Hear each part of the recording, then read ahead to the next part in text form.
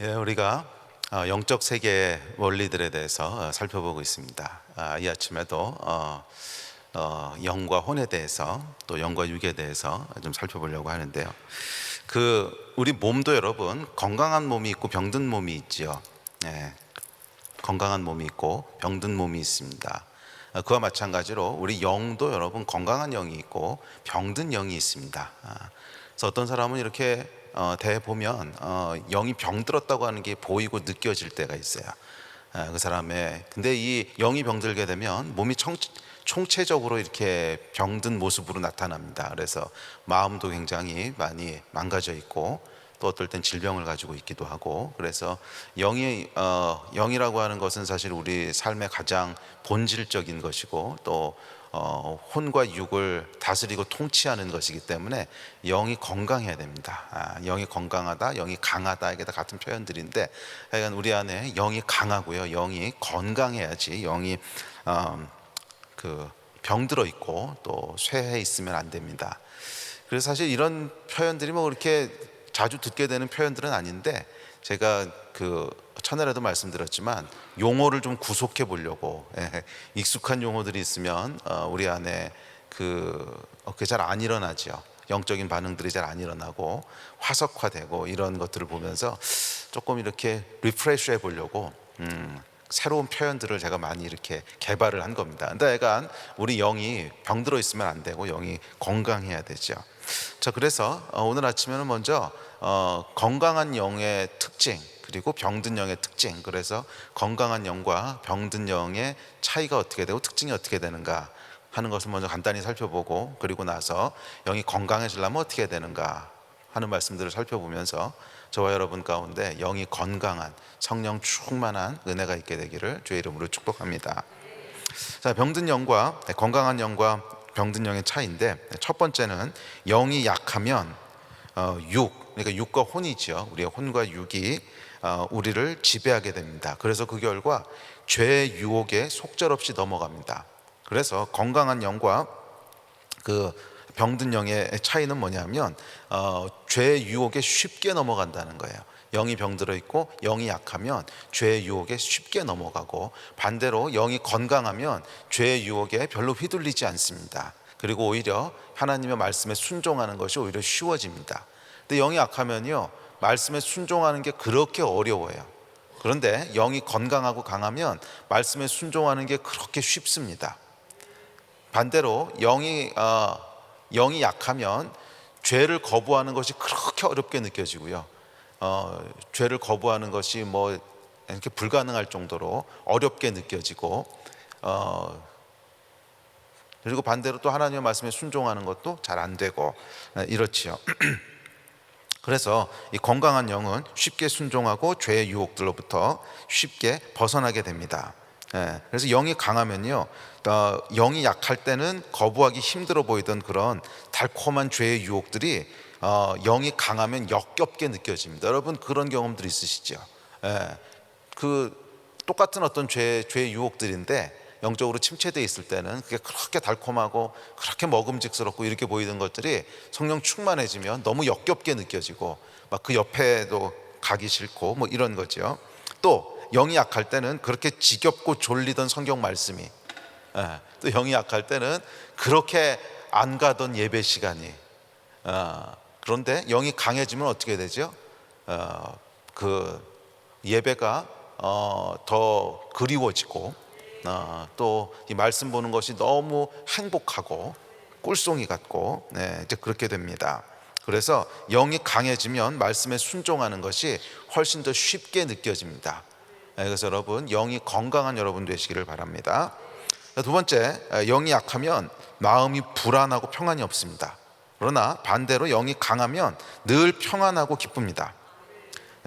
그래서 오늘 로마서 8장 6절 말씀에 보면 이렇게 얘기합니다. 시작. 육신의 생각은 사망이요 영의 생각은 생명과 평안이니라. 그러니까 영이 강하면 생명과 평안이 있고, 반대로 영이 병들어 있고 약하면 계속 불안하다는 거예요.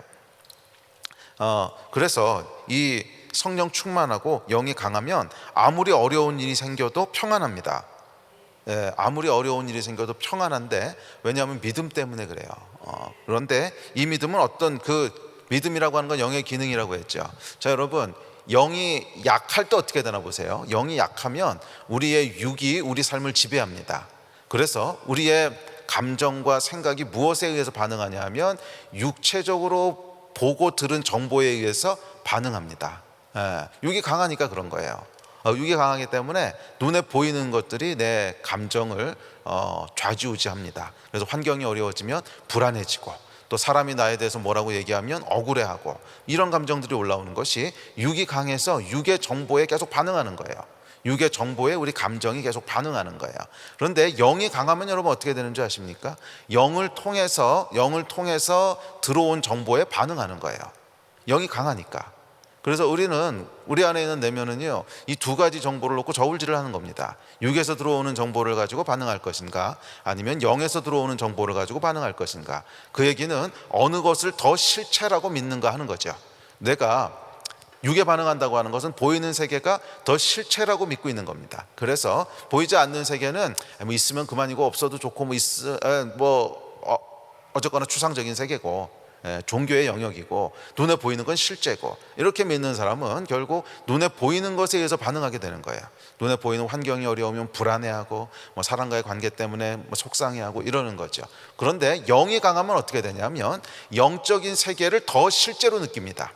그래서 눈에 보이는 세계보다 영적인 세계를 더 실제로 느끼게 되는데, 그게 믿음이에요. 믿음으로 하나님이 계신 것을 보는 거예요. 그래서 영으로 보는 것이 더 실제인 사람은 무엇을 보게 되냐면 하나님을 보는 거죠. 영의 세계에 하나님이 계시고, 믿음의 눈으로 보면 나와 함께 하신 하나님이 보이는 거죠. 나와 함께 하신 하나님이 보이고, 그 정보가 진짜이기 때문에, 더 실제이기 때문에 어떤 환경 가운데 있어도 불안해하질 않아요. 어떤 상황 가운데 있어도 평안함을 느껴요. 왜? 눈에 보이는 정보보다 보이지 않는 정보가 더 실제라고 하는 것을 내가 알거든요. 그게 영이 강한 사람의 특징이에요. 영이 강하면 보이지 않는 영의 눈으로 바라보는 것이 내게 더 실제가 됩니다. 그리고 그 실제는 뭐냐 하면 나와 함께 하시는 하나님이에요. 비록 눈에 보이진 않고, 비록 귀에 들리진 않지만, 나와 함께 하신 하나님, 나를 한순간도 떠나지 않으시는 하나님, 그것이 영이 나에게 주고 있는 정보예요. 그래서 영이 강한 사람은 이 영이 주는 정보에 내 감정이 반응하게 됩니다. 여러분, 감정은요, 여러분, 속일 수 없어요. 우리 감정은 뭐냐 하면 내가 무엇을 더 실제라고 믿고 있는가 하는 것을 그대로 나타내는 바로미터입니다. 그래서 주변에 보이는 환경들 때문에 계속 이 감정이 오르락내리락 한다면, 사실은 내 믿음은 뭐라는 거예요? 눈에 보이는 세계를 진짜라고 믿고 있다는 거예요. 내가 말로 뭐라고 표현하든지 간에 실제로 내가 믿고 있는 믿음이 뭔지를 그대로 드러내주는 게 감정이에요. 그래서 이 보이는 세계가 더 실제라고 믿고 있는 사람, 즉 육이 더 강한 사람은 결국 육적인 반응을 보이게 됩니다. 그것은 보이는 것에 의해서 감정이 오르락내리락 하는 거예요. 보이는 것에 의해서 감정이 오르락내리락해요. 상황에 의해서, 또 뱅크 어카운트에 의해서, 또 우리 자녀들의 반응에 의해서, 주변 사람들이 나에 대해 욕하는 거에 대해서, 이런 것에 의해서 내 감정이 오르락내리락해요. 그런데 영이 강한 사람은요, 그래서 진짜 보이지 않는 세계를 믿는 사람은 보이는 것보다 보이지 않는 세계의 현실을 더 진짜로 믿습니다. 그래서 내 감정도 거기에 반응을 합니다. 그래서 상황이 어떻든지 간에 나와 함께 하시는 분이 계신 거예요. 폭풍 가운데도 나와 함께 하는 분이 계시고, 사망의 음침한 골짜기를 걸을지라도 나와 함께 하는 분이 계시고, 주의 지팡이와 막대기가 나를 안위하고 계시고, 이게 그냥 보이는 거죠. 그것이 영이 강한 사람의 특징입니다. 그래서 기억하십시오. 영이 약할 때는 불안하고요, 우리의 마음에 계속 염려와 불안이 있는 것은 영이 약할 때 나타나는 현상이고, 우리 안에 평강과 기쁨이 있는 것은 영이 강할 때 나타나는 현상입니다. 그래서 영이 강하고 성령 충만할 때는 상황과 환경이 어떻게 돌아가든지 간에 별로 그것에 서 휘둘리지 않아요. 그냥 상황과 관계없는 평강이 있어요. 평안이 있어요. 그래서 정말로 성령 충만한 그 분들 같은 경우에는 이 항암 투병하는 가운데도 평강을 누려요. 제가 여러 번 봅니다. 여러 번 보고, 그러니까 진짜 성령 충만한 분들 같은 경우에는 의사가 준비하시라고 얘기를 해도 별로 휘둘리지 않더라고요. 그냥 평강이 있어요. 그 안에 상황과 관계없는 평강이 있어요. 왜냐하면 내가 사망의 음침한 골짜기를 걸을지라도 하나님이 나와 함께 하시는 게 보이는 거예요. 하나님이 나와 함께 하시는 게 보이는 거예요. 그것이 여러분 영이 강한 사람의 특징인 줄 믿습니다. 제가 간증을 하나 할게요. 몇 년 전이었어요. 2019년도였는데 그 정기 검진을 받으러 병원에 갔는데, 저희 교회 형제가 하는 병원이었어요. 근데 이 형제가 그 검진 결과가 나오는데 막 이렇게 사색이 돼가지고 저한테 온 거예요. 그래서 왜 그래? 그랬더니 저 막 쭈뼛쭈뼛 하더니 검진 결과가 나왔는데 목사님 이게 아무래도 이상합니다. 아무래도 이상해서 이제 큰 병원 가보셔야 되겠다고. 그러면서 엑스레이 찍은 걸 이렇게 보여주는데 이 폐에 뭔가가 있는 거예요. 폐에 이렇게 혹이 있는데 꽤 커요. 그래서 이거는 죄송하지만 자기 소견으로는 거의 이제 암일 가능성이 거의 높다고. 근데 제법 크다고. 그 순간에 이제 제 안에 이 두려움이 확 들어오더라고요.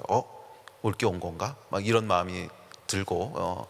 그래서 이제 서울대학병원을 갔습니다. 서울대학병원을 가서 이제 검사를 해봤더니 그 의사가 이제 수술 날짜 빨리 잡자고, 이건 수술해야 된다고. 그리고 그래서 수술 날짜를 잡았어요. 수술 날짜를 잡고 이렇게 나오는데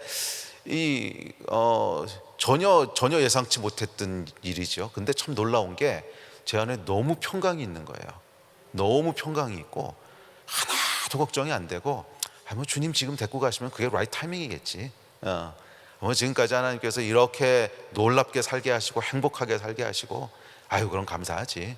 또 선교에 대해서도 저에게 주셨던 사명이라고 제가 평생 전 그거 붙잡고 왔는데, 선교에 대해서 제가 어저께 잠깐 나눴지만 요한이 없어요. 요한이 없어. 제가 이 정도 했으면 하나님은 어떨지 모르시겠지만 제가 기대했던 것보다는 훨씬 많아요. 그래서 할렐루야, 아멘. 근데 정말로 염려가요 1도 안 되는 거예요. 저는 그렇게 평안한 건 처음 느껴봤어요. 걱정도 하나도 안 되고 너무 평안하고. 그래서 그 수술 날짜 잡고 다음 날인가 다다음 날인가 이제 선교지로 갔습니다. 예정돼 있는 그 일정이 있어서. 그래서 중동에 들어가서 거의 한 3주 정도 이제 그곳에서 해야 될 일을 다 마무리하고 돌아왔습니다. 근데 완벽한 평강이 있어요. 정말 완벽한 평강이 있더라고요. 염려가 1도 안 되고요. 그러고 나서 그 나중에 이제 수술하러 갔어요. 그래서 가서 이제 다시 한번 정밀 검사하자고 그래서 MRI 찍었는데 그냥 아무것도 없다고 가시라고. 그래서 그냥 나왔어요. 그래서 여러분, 이 불안한 것은 영이 약할 때 나타나는 증상이고요. 환경이 불안과 평강을 주는 게 아닙니다. 절대 아니에요. 환경에서부터 오는 것이 아니라 내가 육으로 바라보기 때문에 그래요. 영으로 바라보는 사람은 나와 함께 계신 하나님이 보이기 때문에 어떤 경우에도 불안하지 않습니다. 또 비슷한 얘기인데, 영이 약하면 두려움이 많고요, 영이 강하면 확신이 있습니다. 영이 강한 사람들은 확신 가운데 움직이고, 영이 약한 사람들은 두려움 가운데 움직여요. 두려움 가운데 움직인다고 하는 것은 뭐냐면 이걸 해도 되는 거야? 안 되는 거야? 확신이 없는 거예요. 하면서도 확신이 없는 거예요. 그런데 영이 강한 사람은 내가 뭘 해야 될지를 알아요. 이것은 해야 되는 일이야, 이건 하지 말아야 되는 일이야. 명확한 확신 가운데 움직입니다. 여러분, 믿음과 확신 가운데 움직이시기를 주의 이름으로 축복합니다. 뭔가 불안함 가운데 계속 선택하고 움직인다고 하는 것은 영적으로 건강하지 않다는 증거입니다. 영이 건강한 사람은요, 불안함 가운데 움직이는 것이 아니라 확신 가운데 움직이게 됩니다. 넷째, 영이 약한 사람은 불평이 많고요, 영이 강한 사람은 감사가 많습니다. 이것만 보면 금방 압니다. 계속 불평이 많은 사람은요, 영이 지금 굉장히 병들었다는 증거입니다. 영이 병들었다는 증거예요. 영이 강한 사람은 계속 감사가 나오게 됩니다. 성경에 보면 이렇게 얘기하죠. 데살로니가 전서에, 자 시작. 범사에 감사하라, 이것이 그리스도 예수 안에서 너희를 향하신 하나님의 뜻이니라. 영이 강한 사람은 하나님의 뜻을 계속 순종하게 되기 때문에 감사가 나오게 돼 있어요. 그런데 영이 약한 사람은 계속 불평이 나옵니다. 그리고 다섯 번째, 영이 약하면 삶이 짜증나고 공허합니다. 그러나 영이 강하면 삶이 충만하고 즐겁습니다. 성경이 이렇게 얘기하죠. 빌립보서에서 시작. 주 안에서 항상 기뻐하라, 내가 다시 말하노니 기뻐하라. 이게 성령의 명령이거든요. 그래서 영이 강한 사람은 이 명령이 우리 삶을 지배하는 거예요. 주 안에서 기뻐하라. 다시 말하노니 기뻐하라. 영이 강한 사람은 이 하나님의 말씀, 성령의 말씀이 내 삶을 지배하기 때문에 내 감정도 계속 기쁨으로 충만합니다. 그런데 영이 약하면 이 말씀이 블락이 돼버리고 내 혼과 내 육의 생각들이 계속 나를 요동치게 하고 지배합니다. 그러면 삶이 짜증나고 공허하는 거예요. 자, 여섯 번째, 영이 약하면 삶에 질서가 없고 어지럽습니다. 혼과 육이 자기 마음대로 삶을 지배해요. 그러나 반대로 영이 강하면 삶이 절제되어 있고 질서가 있습니다. 고린도전서 이렇게 얘기합니다. 시작. 하나님은 무질서의 하나님이 아니시오 오직 화평의 하나님이시니라. 모든 성도가 교회의 삶과 같이 모든 것을 품위 있게 하고 질서 있게 하라. 이게 여러분 하나님의 명령이거든요. 그래서 영이 강한 사람은 질서 있게 한다는 거예요. 질서가 있다는 거예요. 그래서 권위를 따라 사는 삶에도 질서가 있고요, 또 삶의 모든 부분에서 질서가 있습니다. 그래서 성령의 열매 중에 셀프 컨트롤이 있죠. 그러니까 이게 성령께서 하시는 일이에요. 성령께서 우리를 충만하게 다스리시면 삶이 질서를 잡아갑니다. 그런데 삶이 무질서한 사람이 있어요. 정리정돈 못하는 것부터 시작을 해서 삶의 타임 매니지먼트도 안 되고 하여간 무질서한 사람이 있는데, 죄송하지만 그것은 삶의 어떤 성향이 아니라 사실은 영적인 게 같이 개입되어 있어요. 영이 약하면 무질서해져요. 자, 일곱 번째, 영이 약하면 성령님의 인도하심에 둔감하고요. 그래서 아무리 성령께서 말씀하셔도 못 알아듣고, 영이 강하면 인도하심에 민감합니다. 그래서 성령께서 어떻게 인도하시는지를 하여간 알아요. 또 여덟 번째, 영이 약하면 자기보다 약한 자를 억압하고 지배하려고 합니다. 그래서 짐승들을 보십시오. 영이 없잖아요. 영이 없는 짐승들은 그냥 약육강식의 삶을 삽니다. 자기보다 약한 것은 지배하고 잡아먹고, 자기보다 강하면 도망가고. 이게 영이 없는, 영이 약한 자, 육신대로 살아가는 삶의 모습이에요. 반대로 영이 강하면 어떻게 됩니까? 약한 자를 긍휼히 여기고 자기가 십자가를 집니다. 그래서 예수께서 십자가를 지심으로 우리를 위해서 대신 희생하시죠. 그게 영이 강한 사람의 특징이에요. 영이 강한 사람은 자기를 희생하고 약한 자를 긍휼히 여기고 섬깁니다. 아홉 번째, 영이 약한 사람은 육의 삶을 지배함으로 육체의 열매를 맺고, 영이 강한 사람은 영의 삶을 지배함으로 성령의 열매를 맺습니다. 성령의 열매는 여러분들이 잘 아시는 갈라디아서 말씀인데 다시 한번 읽어볼까요? 시작. 오직 성령의 열매는 사랑과 희락과 화평과 오래 참음과 자비와 양선과 충성과 온유와 절제니 이 같은 것을 금지할 법이 없느니라. 영이 강한 사람은 이 열매를 계속 맺는 거예요. 자, 열 번째, 영이 약한 사람은 무기력하고 영이 강한 사람은 능력이 있습니다. 골로새서에서 이렇게 말씀하십니다. 시작. 내게 능력 주시는 자 안에서 내가 모든 것을 할 수 있느니라. 그래서 영이 강한 사람은 삶에 능력이 있습니다. 그래서 보이는 세계에서는 불가능한 일조차도 보이지 않는 세계를 끌어와서 사용한다 그랬죠. 카이로스의 시공간을 믿음으로 끌어와서 능력의 삶을 살게 되고, 반대로 영이 약하면 무기력합니다. 영이 약하면 무기력해요. 자, 그러면 여러분 무엇이 영적인 것이고 무엇이 혼적인 것인지를 잘 분별하시기 바랍니다. 무엇이 영적인 것입니까? 평안이 있는 것이 영적인 것입니다. 무엇이 혼적인 것입니까? 혼적 또는 육적인 것입니까? 불안한 것이 육적인 것입니다. 무엇이 영적인 것입니까? 확신 가운데 움직이는 것이 영적인 것입니다. 무엇이 혼적인 것입니까? 두려움과 확신 없음 가운데 움직이는 것이 혼적인 것입니다. 무엇이 영적인 것입니까? 감사가 있는 것이 영적인 것입니다. 무엇이 육적인 것입니까? 불평이 있는 것이 육적인 것입니다. 영이 강한 사람이 되시기를 주의 이름으로 축복합니다. 사람들이 오해하는 게 있어요. 첫날에 제가 말씀드렸지만 영이 강한 것하고 영이 예민한 것을 자꾸 오해를 합니다. 영이 예민한 것은 뭘 잘 보고 듣고 하는 건데, 물론 은사적으로 그것이 좋은 것이고 가치가 있는 것이지만 그것이 꼭 영이 강한 것만은 아니에요. 영이 예민해서 그런 사람들도 있다는 거예요. 그래서 무당들이 영이 예민한 사람들이잖아요. 그것과 영이 강한 것은 좀 달라요. 영이 강한 것은 영이 예민한 것이 아니라 영에 의해서 삶이 통치받는 거예요. 영에 의해서 삶이 통치받는, 내 감정도 내 의지도 영에 의해서 통치받는 거예요. 그래서 내 감정도 그 상황이 아무리 불안하고 어렵게 돌아가도 보이는 것에 의해서 반응하는, 육에 의해서 반응하는 것이 아니라 영으로 보는 것, 나와 함께 계신 하나님에 의해서 반응하는 이것이 영적인 것입니다. 자, 그렇다면 어떻게 영이 강해질 수 있을까요? 영이 강해질 수 있는 것은 영적인 원리를 따라 살면 영이 강해집니다. 그런데 지난 2000년 동안 교회가 영을 강하게 하는 방법들을 계속 프랙티스하고 개발했던 것들이 있는데, 그것은 아주 심플한 것입니다. 사실은 말씀과 기도예요. 아주 단순해요.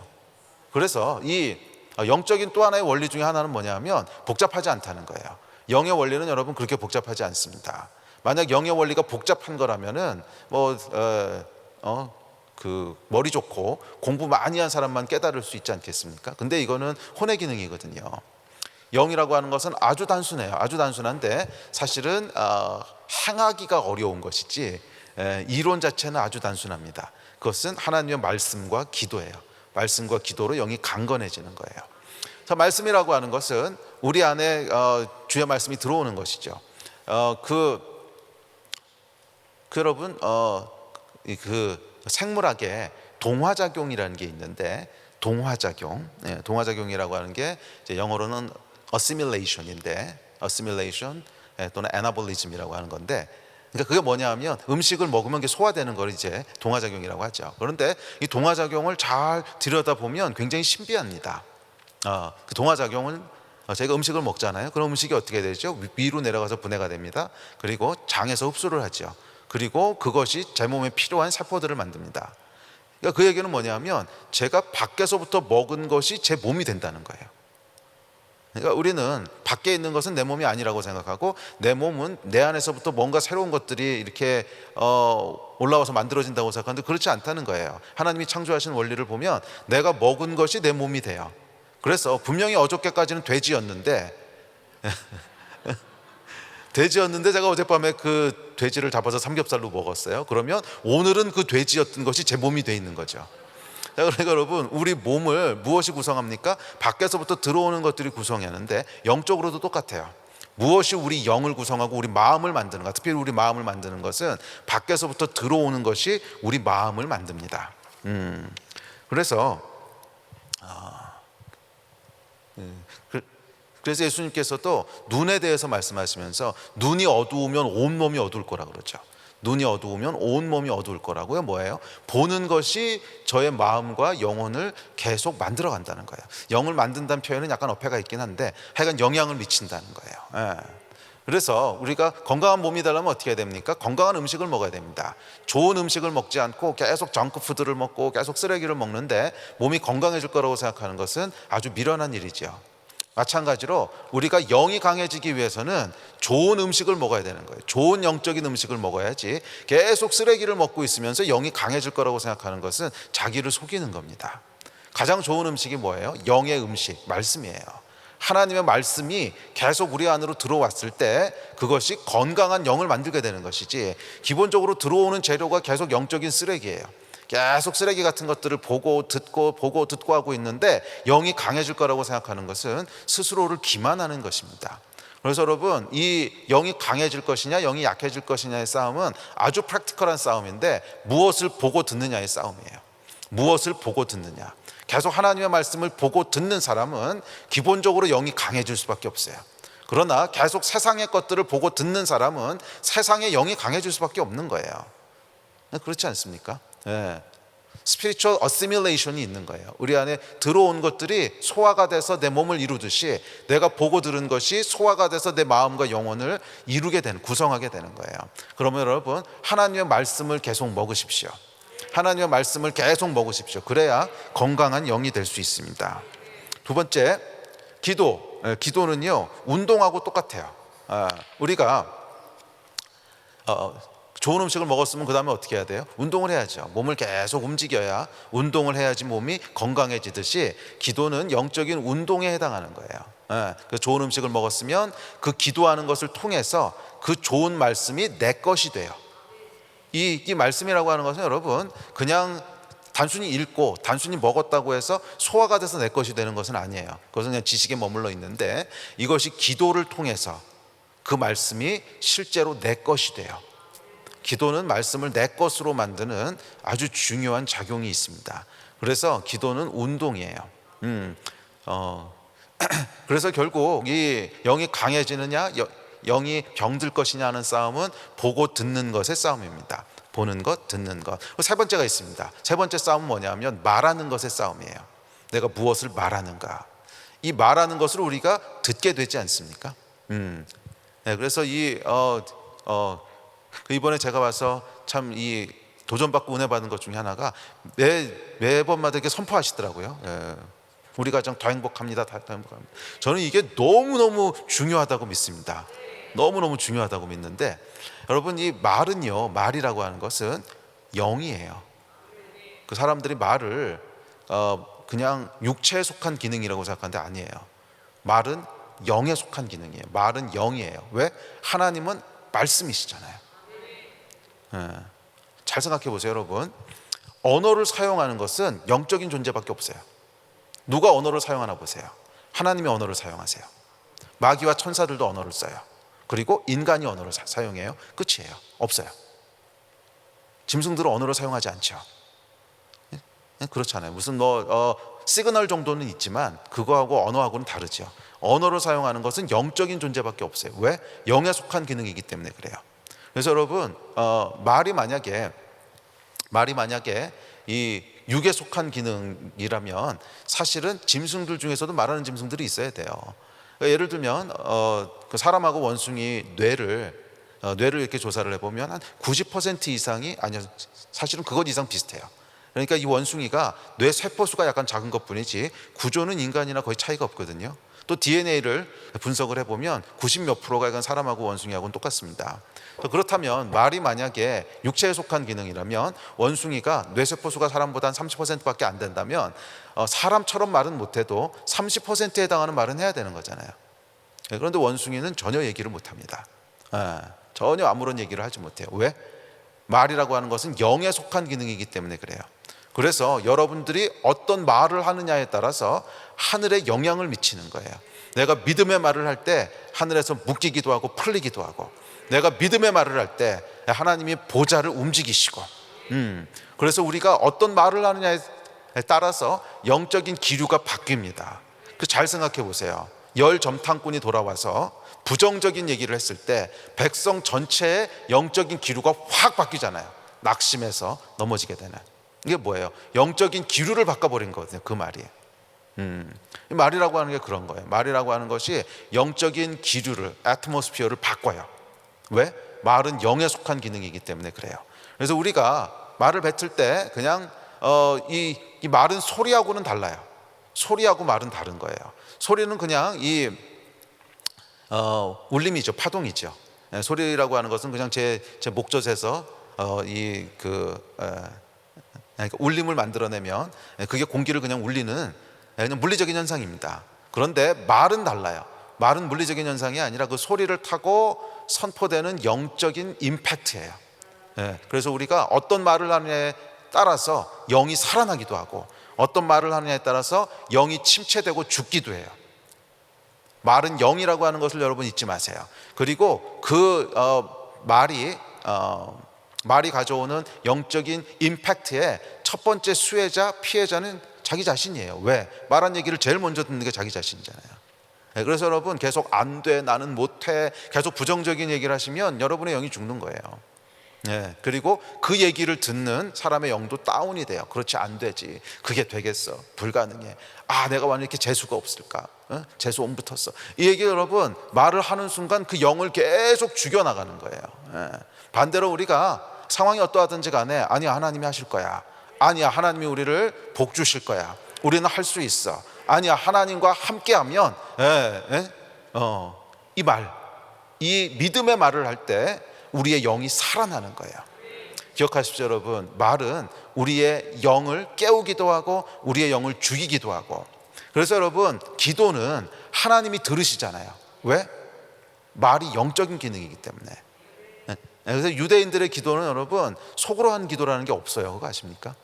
유대인들은 항상 소리를 내서 기도하지, 기도라고 하면 항상 소리를 내는 걸 의미하지 소리 내지 않는 기도라는 거는 없어요, 유대인들 컬처에는. 그 얘기는 뭐냐 하면 말이라는 거예요. 말. 기도가 말이에요. 그래서 그 말을 통해서 하나님이 들으시고 내 영이 듣고 또 내 주변에 있는 그 영혼들, 사람들이 듣고, 그래서 그 영이 깨어나기도 하고 죽기도 하는 이 파워가 말인 줄 믿습니다. 그래서 여러분, 결국 우리의 싸움은요, 영이 강해지기 위한 싸움은 보는 것, 듣는 것, 그리고 말하는 것의 싸움이에요. 좋은 것을 보시고 믿음의 말들을 하시고 기도하시고 했을 때 우리의 영이 강해지는 은혜가 있게 되는 줄 믿습니다.